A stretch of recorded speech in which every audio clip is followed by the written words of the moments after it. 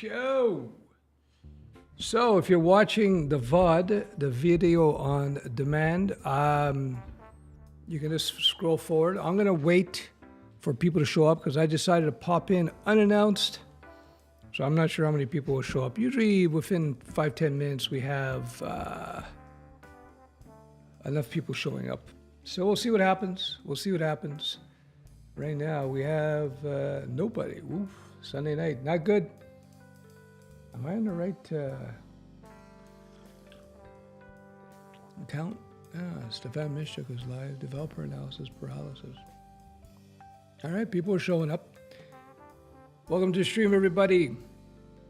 Let me know if you can hear me by leaving me a comment. When we get enough people on the stream, I will start the subject. Be a lot of Q&A in this one. The analysis paralysis discussion will be relatively short. So I hope everybody's well. It's been a while. So let me know if you can in the comments that you can hear me. Just let me know that you can hear me. Say, I can hear you, Uncle Stef. We can hear you. So good evening. How are you? So, can you hear me? Let me know if you can hear me. Give me a thumbs in the comment or sounds good, looks good. All right, good. Hey, welcome guys, welcome everybody. Welcome ladies, if anybody ladies show up. So, I have a couple announcements, then I'll get into the analysis paralysis. Number one, I'm going to start doing lives on a regular basis, a couple times a week at least. Maybe I'll start doing more. I'm back at it. I feel back invigorated again. And one of the reasons I decided to restart the lives because the analysis paralysis is now faded with regards to all this video stuff. So how many people are here now? A small group. If you give me a thumbs, I appreciate it. We got the dual camera action going on here. All right, I'm wearing a hat and a hoodie because I'm in Montreal, Canada. It's very, it's getting pretty cold up here now. So yeah, okay, I'm just going to get into it, and if people come in later, well, they'll have to watch the VOD show. Analysis paralysis. This is something that, especially nerdy types, happens to a lot of us, where you're looking for perfection, right? You're looking for perfection, so you keep analyzing a project over and over and over and over again, delaying the writing of the project. So I brought something up from the webs here. So at the very top here, in software development, analysis paralysis typically manifests itself through the waterfall model, although it can happen in any model of development, with exceedingly long phases of project planning, requirements gathering, program design, and data modeling, which can create little to no extra value by those steps and risk many revisions. We'll get into that in a second. Analysis paralysis, overthinking, and knowing too much. That's a good way of summarizing it. So, yeah. So what are we talking about here? One of the big mistakes in early software development was this idea that you would plan everything, all the details of the software, and then plan it all out, draw a bunch of diagrams, and have committee meetings, and go over everything, and then start writing code. It never works out very well because you don't really know what the software needs to do exactly until you get into the hands of people. So one of the things I've been promoting for decades now is that when you come up with an idea for a piece of software, you develop your screens. If it's a visual interface, if you have a visual interface, you just develop the screens, and then with the screens, you show that to the prospective users, and you get your input from the screens. You could just draw it out on paper or maybe sketch it out with some application. So no functionality, just the screens, just so that they can see what they might be getting when they navigate through your application, whether it be a web app, mobile app, or whatnot. Why do you want to do this way? It's because, again, people don't know what they actually need in the software until they get their hands on it. So when you go with this this method here of trying to analyze every detail about the software, trying to have a huge planning stage, it never works out. I've seen it over and over again. It always fails. It always fails. It's highlighted in blue here, what's going on. So you don't want to do that. So how do you develop effective software? You just sketch it out as lightly, as quickly as possible. And then you get into it. You just start building, start writing code. Your first iteration of your first piece of software, the dirtiest code as you could possibly imagine, just get it out the door, because you're going to have to refactor. Refactor just means rework the code quite a bit before you actually have something that's production ready. That is for sure. So that's the lesson. Analysis paralysis, it just doesn't happen with software. It happens with all kinds of different things where you have too many choices and you're trying to figure out what to do, and you get stuck on which choices you got to make. The more choices you have, the more difficult it is. People in sales and marketing realize that if you have more than 3 options for people, they get caught in this analysis paralysis. And in fact, some psychology tests have shown that people get less happy. So it's a key to unhappiness is to have too many choices, in fact. People are happy with a maximum of 3 choices. So analysis paralysis, again, is trying to you're spending too much time planning, thinking about options and variations, considering different frameworks, considering different languages, just spending too much time. You should just prototype as quickly as possible, just to get it out to see whether or not the users are going to actually like whatever functionality your application is delivering. This is an argument, by the way, for low code, no code, and vibe coding AI development prototypes. Those type of prototypes typically don't last very long in production because production code always has to be updated quite a bit. So it's you don't want to be involved in having your production, your first variation, your first prototype to be too detailed, too clean. So vibe coding kind of makes that low code solution makes sense in that situation because you're going to trash most of the code anyway. What I was going to say was, good solid software is software that's easily updated. That's a big factor, right? So there you go. I got that done in about 8 minutes. Analysis paralysis. Don't get caught up with too many details to summarize, because it's not going to help you in the end. You just want to get out there. You want to get in the ring and start building something.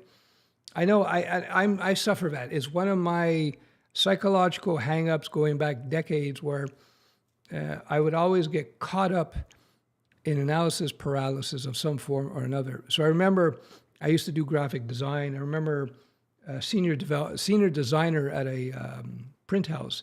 He once told me the key to great design is just to get it good enough, because you can keep fixing it and fixing it and keep fixing it and keep fixing it.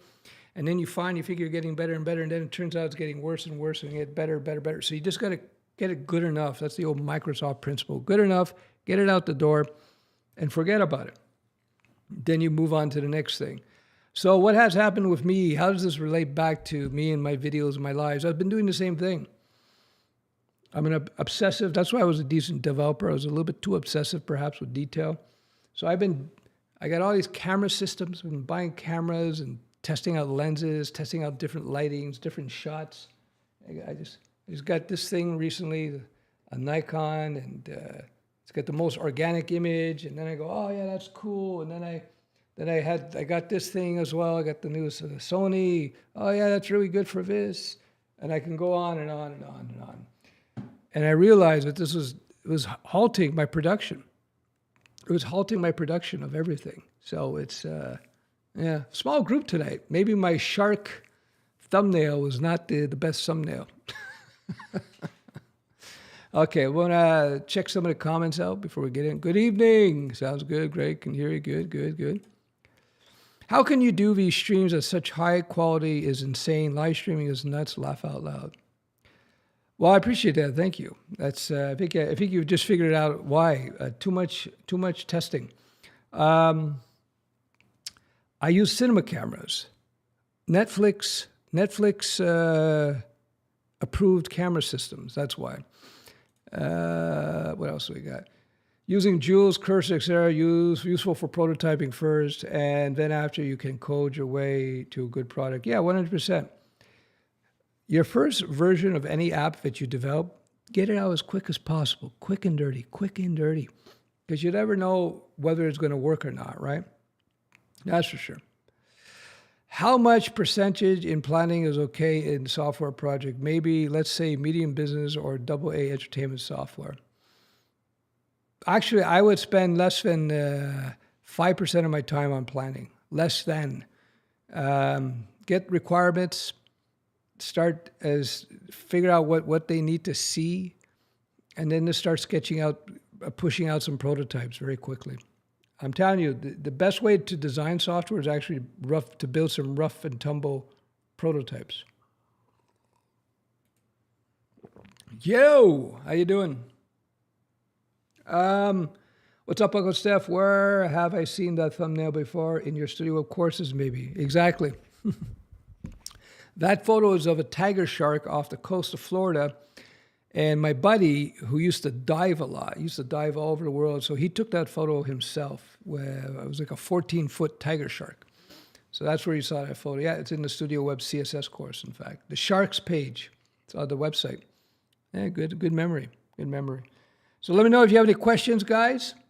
So let me just give you a little feedback. I'm going to start live streaming again, get the numbers back up. When I used to do it on a regular basis, we used to get a few hundred people live. So it will take time to build up, I guess. But if you don't know me, I'm Uncle Stef. I've been a developer since 1995. So developed lots and lots of products. And so I just share my experience with you guys. All right.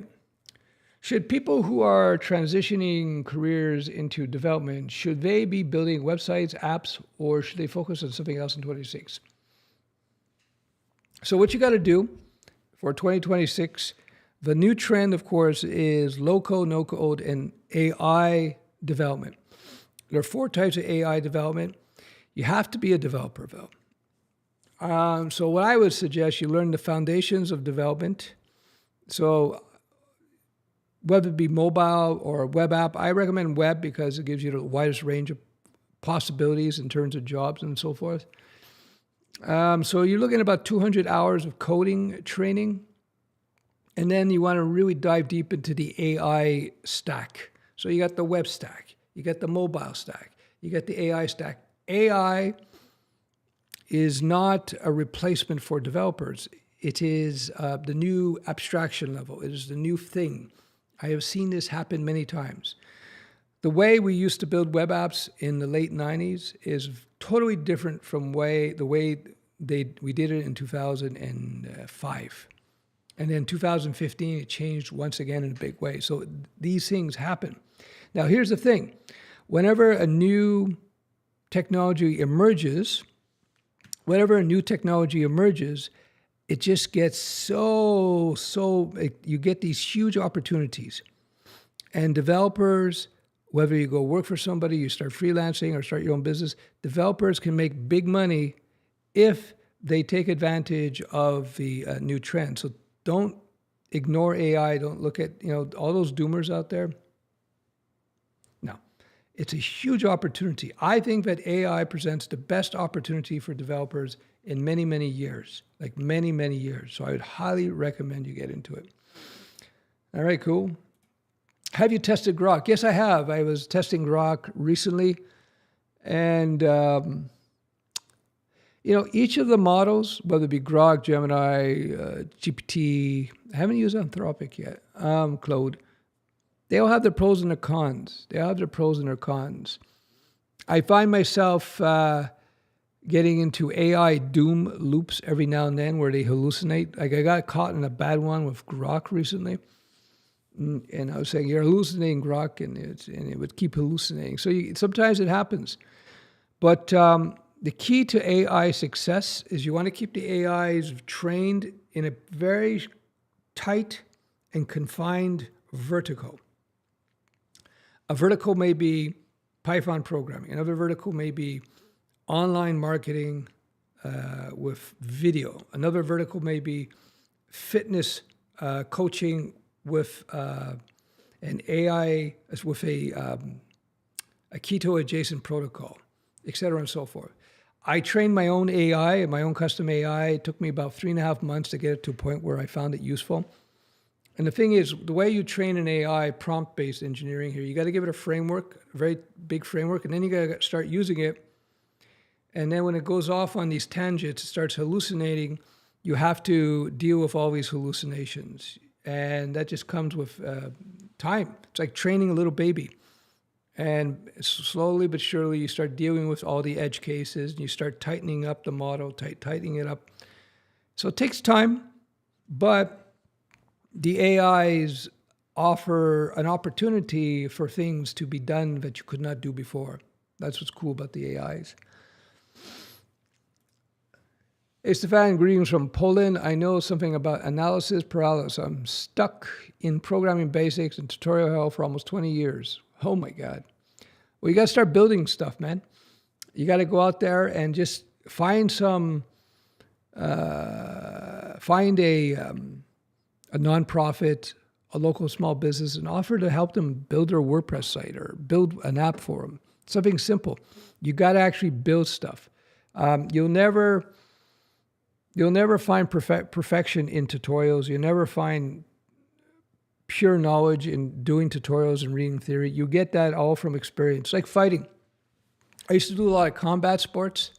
And in combat sports, you really learn to fight by fighting people. You got to get in the ring, you got to fight. Hitting pads and doing drills and exercises. It ain't the same. It ain't the same. You got to fight. And if you want to become a great developer, you got to be a developer. That is for sure. Yeah, but with Codex, the whole thing has changed. I know build the cloud container in Docker and K8, and then once it is running, I let infrastructure as code, IOC, and GitHub Actions. That I have to look into. And when it's running in Azure DevOps or GitHub Actions, I have the AI build a local Docker version. That is so different. We used to build the local code on our MacBook and then wait a month to deploy to Kubernetes. Guys, if you work in a Fortune 500 industry, please use Codex and cloud development on any of the hyperscalers. Yeah, see, this is a whole area of specialized development that I'm not too familiar with. So something to look into. Depends on the type of work you want to do. But yeah. I appreciate the thumbs, guys, if you give the thumbs up. Any other questions? So this is just a pop-up live. Since we're not too many people here, a small, tiny group, it's your opportunity to put any questions you have to me with regards to anything, really. I'll be happy to answer. So that's it. I'm trying to decide. I'm going to do my lives on a regular basis now. Probably twice a week. We'll see. There you go. Don't get caught in analysis paralysis. Tutorial hell, by the way. Tutorial hell is another form of analysis paralysis. It's just too much information, too many choices. That's how it is. Are you still 169 years old? Well, on the dating apps, apparently I'm 38.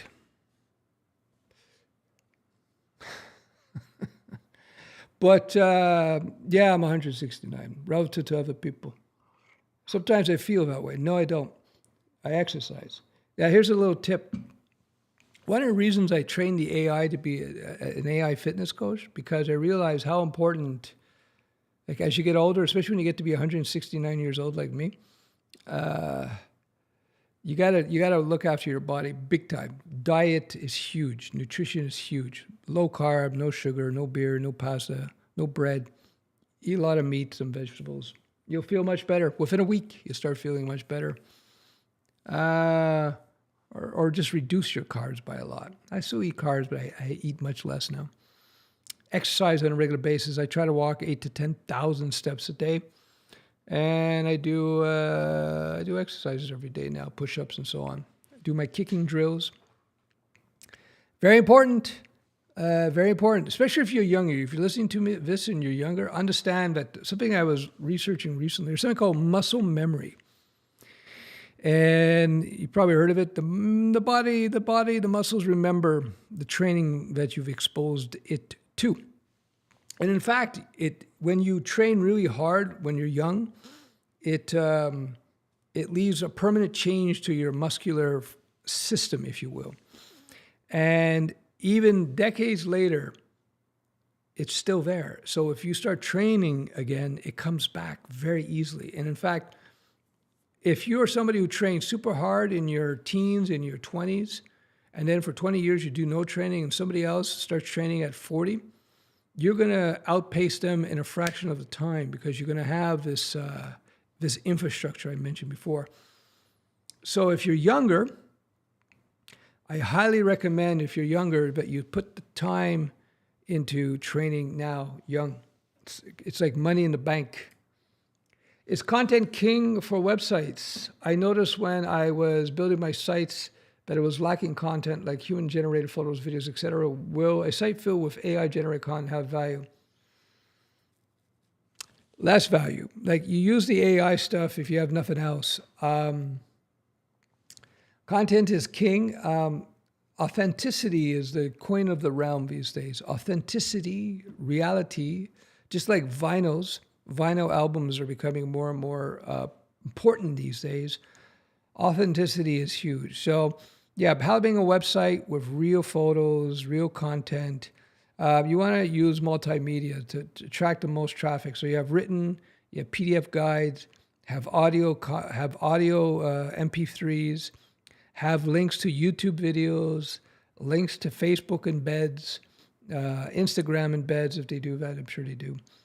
You want to, that's the last point, you want to have a strong social media presence pointing to your site.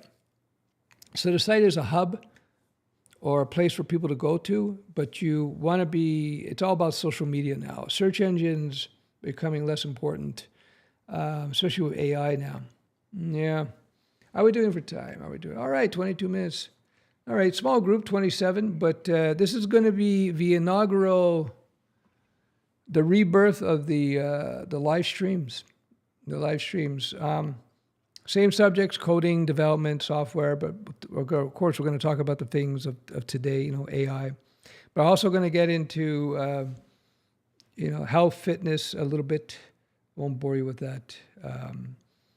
Finance, if you want, whatever you want. I'm here to share my decades of experience with you guys. If you want it, any other questions? Because I've pretty much covered my analysis paralysis conversation for the evening.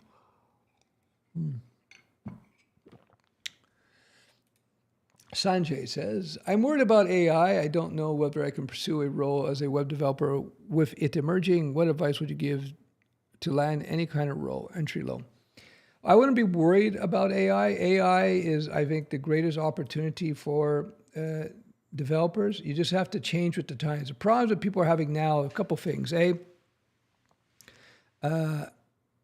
overhired, companies overhired during COVID to begin with. So there's kind of a correction going on now. I think that the lack of hiring now has much more to do with the economy rather than AI. That being said, if you have AI skills plus development, then you're going to be hired. You're going to have a lot of jobs. So what I would do, I would put up a demo website. Make sure you understand the basic web stack, CRUD, the basics of CRUD, the request response cycle. You can build a responsive website, but also know the models. Understand how to use AI in your coding. Understand the 4 different ways to write code with AI. AI first applications, agentic AI development, augmented traditional development, vibe coding. You have to understand these things. If you for example, you're just a React developer, but you don't know AI, the React developer who actually knows AI quite well and can work with AI and React, that's the guy or girl who's going to get the job. So that's the key. I think AI is a huge opportunity. Don't see it as a bad thing. That's my advice to you.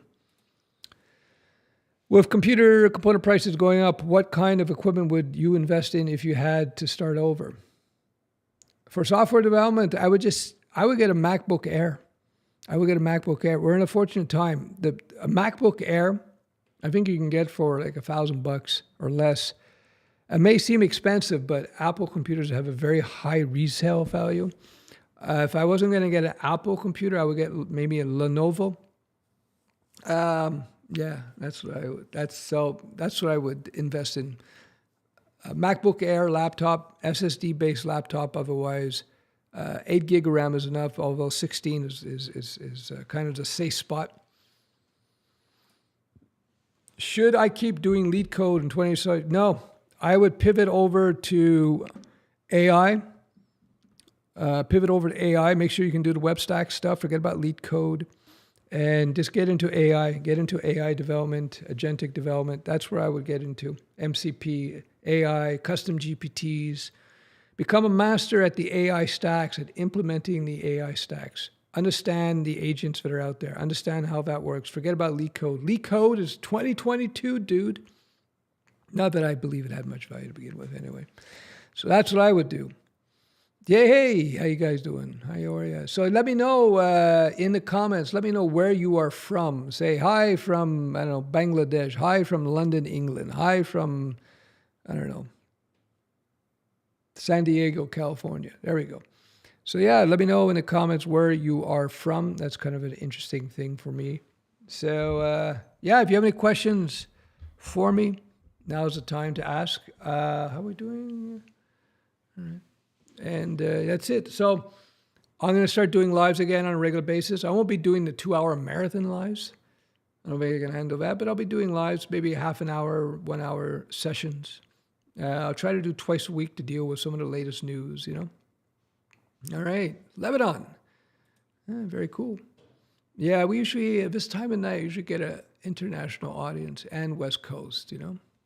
California, cool. Oklahoma City, all over the place. Yeah. I'm expecting a lot more Central and West Coast U.S. And some late nighthawks from the Middle East and Europe. We shall see. So, what else is there? I don't know. Give me any other questions you have. So, what I'm drinking, I'm just drinking a pumpkin spice tea.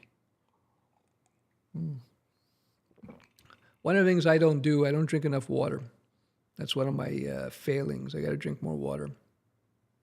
So, anyway.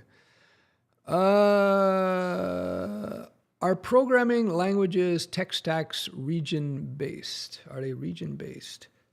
To a certain extent, I've seen that certain areas, certain regions will prefer, for whatever reasons, other tech stacks. So, for example, apparently .NET is very popular in Germany, I've been told. West Coast is where you find the last Ruby developers, the last 4 people. So it depends where you are. India, very popular. PHP, apparently. Yeah. So it's very regional. So that's why when you're looking for jobs, you want to look at what regions, you know. You want to look at the region. You want to look at what's popular and study up and bone up accordingly, right? Okay. How to deal with burnout because of analysis paralysis. Didn't finish studies because of it. I had broad knowledge, but not too deep. Don't have energy to motivate myself. Very common, very common. What you got to do is you got to just start building things. You just got to start building things. You don't want to, you'll never know everything. No developer in the world knows everything. It's impossible. No Java developer in the world knows everything about Java. I wrote Java code for years professionally, and I only used a subset of Java. There's a bunch of stuff I never used in Java. You didn't have to use it. So you don't want to get, the reason I mention all that is you don't want to have this, a lot of people are like worried about, I don't know this, I don't know this, I don't know that, how can I be a professional? Well, a big part about being a developer is learning on the fly. So it's okay that you don't know everything. So what I would suggest that you do is just go out there and start building things. Be more concerned about putting out software and putting out projects. Even a WordPress site, doesn't matter. It doesn't matter as long as it's something. Be more concerned about putting out something over perfection or knowing everything, because nobody knows everything. Okay, hold on. Let's see. We got a Ruby guy here. Eric, given I'm focused on Ruby, struggling to land a job, failing coding interviews, and seeing companies ask for 5+ years experience, what would you personally do today, starting from my situation, to build real skills, create small but impactful projects to showcase online and become someone hiring managers genuinely want to interview? So a big part, good question. So a big part about being a developer, Eric, is having good interpersonal skills.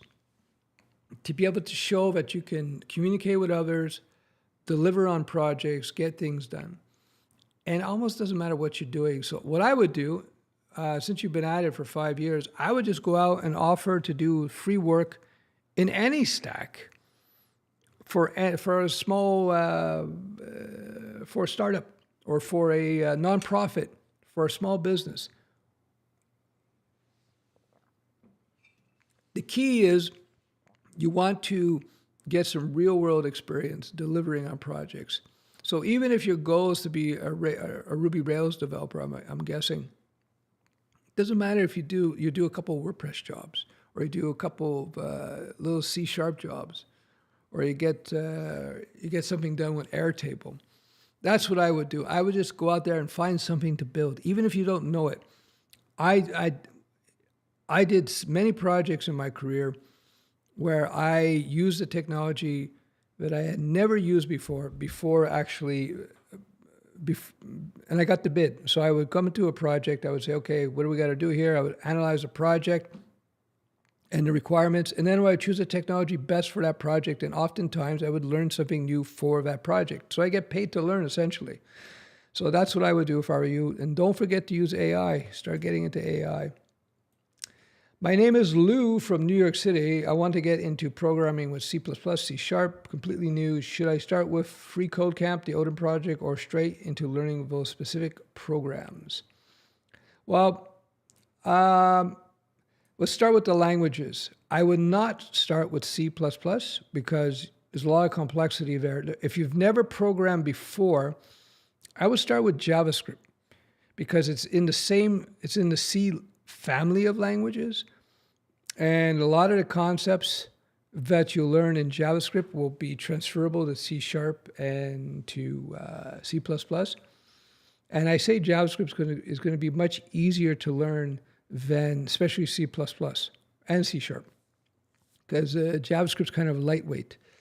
But you won't be wasting your time learning JavaScript, because everything that you learn in JavaScript will be applicable to C++ and C#. It's like the difference between getting in the ring with a small junior fighter versus getting in the ring, if there's a boxing match, with Mike Tyson. You don't want to learn how to fight with Mike Tyson. Not a good idea. C++ is Mike Tyson. C# is like, Floyd Mayweather. Not a good thing. Very hard language to learn as a first language. So I would start with something simple like JavaScript, because it's in the same family of languages as C# and C++. What will happen, once you learn JavaScript, you'll learn C++ in a fraction of the time. And you'll learn C# in a fraction of the time. So if I had to pick those three languages, I would start with JavaScript, then C#, then C++. If you want to learn those three languages. But I would pick one, and then I would start trying to work with the language, start trying to do jobs. In terms of Free Code Camp, Odin Project, whatever you want, you can use AI to help you. I have a JavaScript course that's interactive, video-based, quizzing, et cetera, and so on. But don't forget, to ask AI questions. But again, the most important thing, I would learn JavaScript first, and I would start building things with the code. Don't get caught up in tutorial hell trying to learn every programming language there is. Build up to it through practical application. What type of projects do you recommend for resumes? Anyone's. Your first projects, anything. Doesn't matter. Remember, a big part about being a developer is just being able to build things, right? It doesn't really matter what it is you're building. I know it sounds weird, but trust me, that's the way it is. So just build anything. Just build anything. And you'll be ahead of the game. Is Elon Musk right about all digital jobs being replaced by AI? Not anytime soon. I don't believe it. Hey, listen, Musk, very credible. I'm not political. Just look at his track record. He's extremely capable. No, to deny that is crazy. But he also exaggerates. He's a great marketer. Remember he said that about 10 years ago, if you bought a Tesla, it would go out there and do Uber rides for you and pay for itself. Remember that was the story? It's still not there. It's 10 years later. That's just a car driving around. So it's going to take time when it comes, PHP Laravel, cool stack for starting. PHP Laravel is great. I've used it for my Studioweb application, which is my interactive training platform. It's a great advanced full stack framework. Very cool. They basically just borrowed the best of everything else out there, and it works really, really well. So I highly endorse PHP Laravel. When you use something like a Laravel or Express on Node, Express.js, one of the big values of learning one of these frameworks, you're learning best practices. By learning the frameworks, you're learning what thousands and thousands, if not tens of thousands of developers have learned about how to develop efficient web apps. So by learning Laravel, you're going to learn how to build web apps in an efficient way. So I think that's a big value of learning PHP or Laravel. So yeah, I endorse it very much so. Uncle Stef is right. Well, there you go. Okay. How are we doing? 45. So small group. So consistency is everything, my friends. Consistency is everything. When I used to do the lives on a regular basis, I used to get about 300 to 400 people live on a stream. So see what happens when you don't do it. See what happens when you don't plan. With AI, why not go back to vanilla JS instead of React? Well, you could. I see your point. You're going to have to experiment with that. That's why I say becoming an AI-aware developer is going to pay huge dividends, because you're going to be able to figure out how to best use AI. A lot more reports are coming out now where companies are finding that their AI implementations are not nearly as efficient as they had hoped. And in some cases, they're less efficient than just having had software developers write code to begin with. So, that's what it is. So, yeah. But understand, there might be, I wouldn't be surprised if there are applications where, because of AI, vanilla JS becomes a much more viable thing. No question about it. Do you think it's good to do AI consulting for small businesses? Yeah, I believe so. As I mentioned, not advertising it, not talking about it. I had four different companies approach me asking me about AI-specific implementations. One was like a restaurant, for example. He wanted to know if I could help him find somebody who could develop a chatbot that would take orders and send orders to the kitchen and so forth. So yeah, there's a lot of opportunity there. That's where the opportunity is. You still have to be a developer, but yeah, be a developer who's an expert in the AI flows and stacks. The debug and performance abilities with native JS compared to React or some fancy framework. Well, no, the framework's going to have more robust debugging capabilities. There's no question about that. And because they're built in, the debugging capabilities, well, it depends if you're doing server-side or client-side. If you're doing client-side, you have the browsers. The web browsers are very powerful tools there. The IDEs have very powerful tools. I have not done a comparison because I couldn't say exactly, but I would lean that the frameworks probably have better debugging capabilities because they probably built on top of what's native to JavaScript. So they have everything JavaScript has plus more. If AI replaces employees, would managers be happy to be responsible for losses caused by AI? No, managers in big companies, the last thing they want to be is responsible for anything negative. So that is right. Don't worry about AI. The AI doomers, I'm telling you, they don't know what they're talking about. Remember, the AI pumpers, they are, they're pumping it, right? They're exaggerating because they want to sell, right? So, but that's normal. I saw it before. When the web first came out, they had all these crazy ideas. It took 20 years to implement. Super chat. I appreciate the super chat, Sanjay. At £2, that's like $8,000 Canadian. Not quite. It's not much, Stef. Thanks for the years of advice. No, I appreciate it. I appreciate the goodwill. I appreciate the goodwill. I'm glad I could help. Just return the favor to somebody when you meet them. Thank you for agreeing with me, Uncle Stef. There we go. Yeah, how we doing? 47. Don't forget the thumbs, guys, if you have time. Would you recommend programmers to code and reason in the traditional way, like do deep problem solving, reasoning, pseudo, and then turn into code, or just tell them to use AI code? No, you have to learn how to, more than ever, you have to learn how to be a good architect. You have to understand structuring code. What you want to do, the most effective way to use AI right now is to build them, use them in very finite applications, very fine-grained applications. Separation of concerns, what are the granddaddy principles of engineering?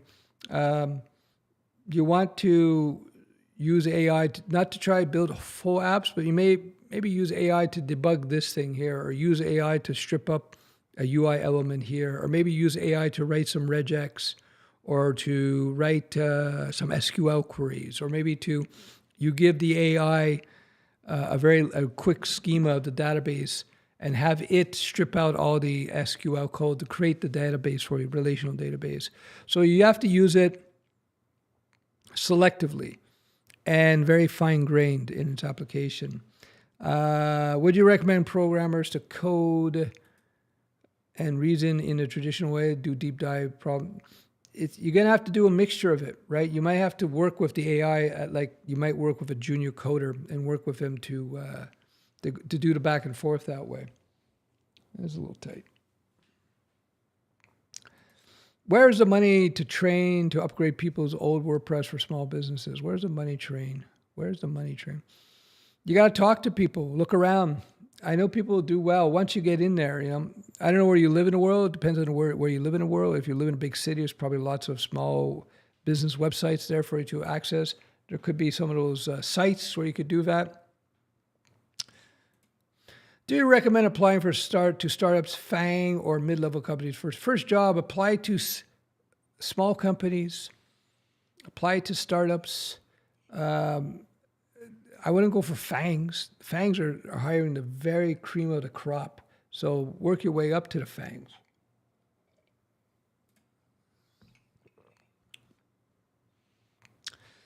An experienced programmer tells the AI what they want. Yeah, it's true. What do you think is the best to learn to make SaaS apps, Laravel or Next? Depends on the particular SaaS, man. Depends on the particular SaaS. There might be a situation where Next, its feature set will be more beneficial to you based on the type of app you are developing. And other times it might be Laravel, right? It depends. I have not used Next, so I don't have I don't have any opinion about Next. So I would just look at what does your app need to do? And can it be done out of the box with Laravel? Can it be done out of the box with Next.js? And do a little research on that and then make your decision. All these tools have their pros and cons. And, you know, the analogy I like to make, sometimes a Porsche 911 is your best vehicle if you got a nice highway. And sometimes you want a Range Rover, right? So it all depends. All right. Any other questions? An hour passes very quick. All right, well, if there's no other questions, thanks for joining the stream. I hope you enjoyed. I'm going to start doing these on a regular basis. I'll probably be doing them around this time on the weekdays, around 7 p.m. This is 7 p.m. New York time. So I'll probably do it with 7 p.m. New York time, maybe on Tuesday and Thursday or something like that. We'll have to see. Depends if I have a date that night. Anyway, I hope you like my dual camera action. They're not matching perfectly. I'm not sure why. We'll have to work on that. There you go. Okay, I'll answer a few more questions and we'll head out. Also, where is the merch for Uncle Stef? You know, people have been asking me that. I haven't put out merch. Maybe I'll put out merch this year once I get the live streams going again. Maybe we'll do that. I appreciate that. All right, guys. I hope this stream was useful. All right, another question. Next.js is a commercial React.js server variant. Not impressed. There you go. I have not used it, so I don't have a strong opinion on it. I don't have any opinion on it. Can't know everything. All right. I hope you found the stream useful. If you did, please give me some thumbs up. Don't be afraid to share. If there's any questions that I have not answered that pop in your head, put them in the comments. I do read the comments. And yeah, I'm going to start doing the streams. I'll try to get in 2 a week. We'll see how it goes. I used to do them every day. All right, guys. Thanks for watching. I'm going to put my old ASMR video that I used to use all the time. Thanks for joining the stream. Mm-hmm.